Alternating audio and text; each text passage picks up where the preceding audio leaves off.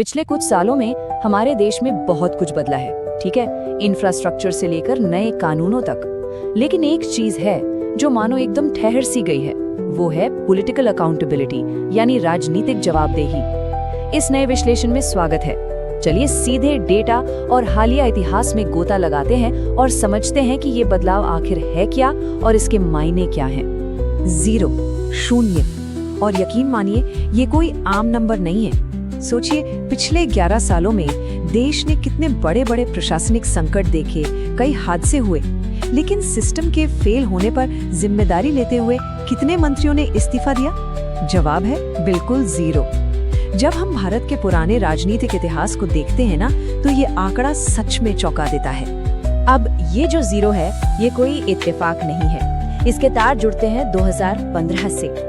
उस समय ललित मोदी विवाद काफी गरमाया हुआ था और तब तत्कालीन गृह मंत्री राजनाथ सिंह जी ने एक बात कही थी।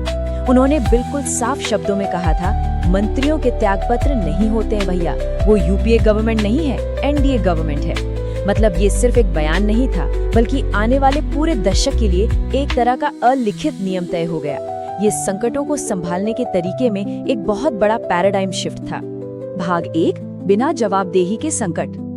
चलिए इस बदलाव को थोड़ा और करीब से देखते हैं। जब इस्तीफे की कोई गुंजाइश ही ना हो, तो बड़े से बड़ा विवाद भी बस एक स्पीड बम्प बनकर रह जाता है। इस टाइमलाइन को देखिए। 2021 में लखीमपुर खीरी की घटना, 2030 में बालासोर का वो दिल दहला देने वाला ट्रेन हादसा, और अभी हाल ही में 2024 का नीट पेपर लीक मामला। इन सब में एक बात बिल्कुल कॉमन थी। पब्लिक और विपक्ष लगातार मांग करते रहे कि भाई कोई तो जिम्मेदारी ले, इस्तीफा दे। लेकिन ऐसा कुछ नहीं हुआ और मंत्री अपनी कुर्सी पर मजबूती से बने रहे। और ऐसा नहीं है कि ये छोटी मोटी घटनाएं थीं, इनका मानवीय प्रभाव बहुत भारी रहा है।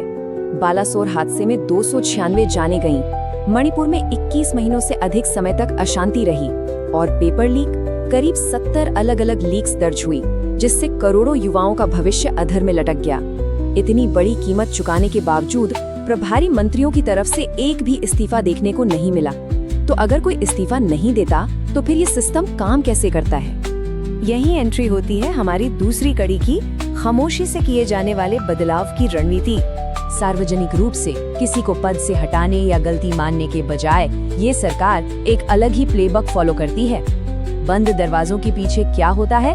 स्टेप 1, अगर कोई मंत्री नैतिकता के आधार पर इस्तीफा देना भी चाहे तो उसे खारिज कर दो। स्टेप 2, बस इंतजार करो जब तक कि पब्लिक और मीडिया का तूफान शांत ना हो जाए। और स्टेप 3, जब मामला ठंडा पड़ जाए तो चुपचाप उस मंत्री का पोर्टफोलियो यानी मंत्रालय बदल दो, बिना किसी हंगामे के। चलिए इसे एक उदाहरण से समझते हैं। 2017 याद है, जब लगातार कई रेल हादसे हुए थे, तब तत्कालीन रेल मंत्री सुरेश प्रभु ने खुद आगे बढ़कर इस्तीफे की पेशकश की थी, लेकिन लीडरशिप ने उसे रोक दिया। मतलब इस सिस्टम में जिम्मेदारी लेने के लिए भी ऊपर से परमिशन चाहिए। फिर बाद में जब शोर कम हुआ तो उन्हें बहुत ही खामोशी से वाणिज्य मंत्रालय में शिफ्ट कर दिया गया।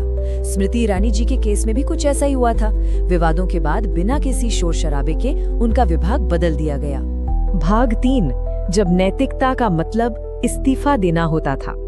इस बदलाव को पूरी तरह से समझने के लिए थोड़ा इतिहास के पन्ने पलटना जरूरी है। ये तुलना बहुत ही दिलचस्प है और ये एनडीए बनाम एनडीए ही है। 1999 का गैसल ट्रेन हादसा, लगभग 290 लोगों की मौत। तब अटल जी की सरकार थी और रेल मंत्री नीतीश कुमार ने नैतिकता के आधार पर तुरंत इस्तीफा दे दिया था। और अब इसके ठीक उलट 2023 का बालासोर हादसा देखिए, 296 मौतें, लेकिन मौजूदा रेल मंत्री अश्विनी वैष्णव अपने पद पर बने रहे। ट्रेजेडी लगभग एक जैसी है, लेकिन नैतिक जिम्मेदारी लेने का पैमाना पूरी तरह से बदल चुका है। अगर हम थोड़ा और पीछे जाएं तो 1956 का किस्सा बहुत मशहूर है। लाल बहादुर शास्त्री जी ने एक रेल हादसे के बाद अपना इस्तीफा सौंप दिया था। और पता है सबसे खास बात क्या थी? उन पर कोई सीधा आरोप या गलती साबित नहीं हुई थी, लेकिन तत्कालीन प्रधानमंत्री जवाहरलाल नेहरू ने उनका इस्तीफा स्वीकार किया, सिर्फ इसलिए ताकि देश के सामने एक नैतिक मिसाल कायम की जा सके। तब जिम्मेदारी लेना हार नहीं, बल्कि एक मिसाल माना जाता था। अब देखिए, बिल्कुल निष्पक्ष होकर बात करें तो पिछली यूपीए सरकार का ट्रैक रिकॉर्ड भी देखना बनता है। ए राजा, अशोक चौहान, अश्विनी कुमार, इन सभी ने यूपीए के दौरान विवादों के चलते पद छोड़े थे।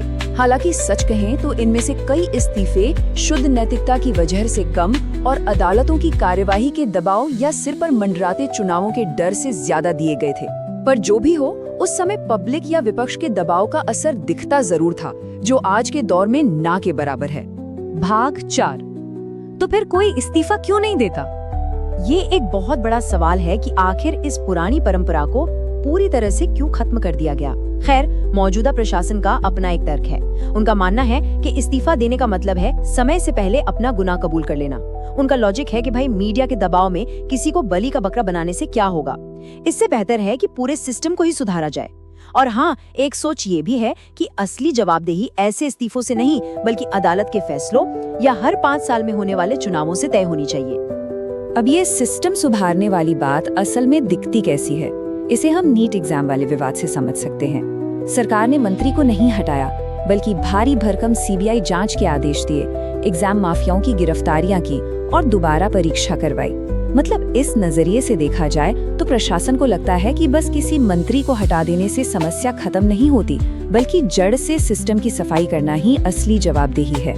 तो आखिर में हम सबके सामने एक बहुत ही गहरा और सोचने पर मजबूर करने वाला सवाल आ खड़ा होता है। सोच कर देखिए, जब नैतिक जवाबदेही की कोई बुनियादी रेखा ही ना बचे तो एक आधुनिक राम राज्य की कल्पना का क्या अर्थ रह जाता है? क्या कोई भी व्यवस्था सिर्फ तकनीकी और कानूनी सुधारों के दम पर चल सकती है, या फिर राजनीतिक नैतिकता का होना आज भी उतना ही जरूरी है?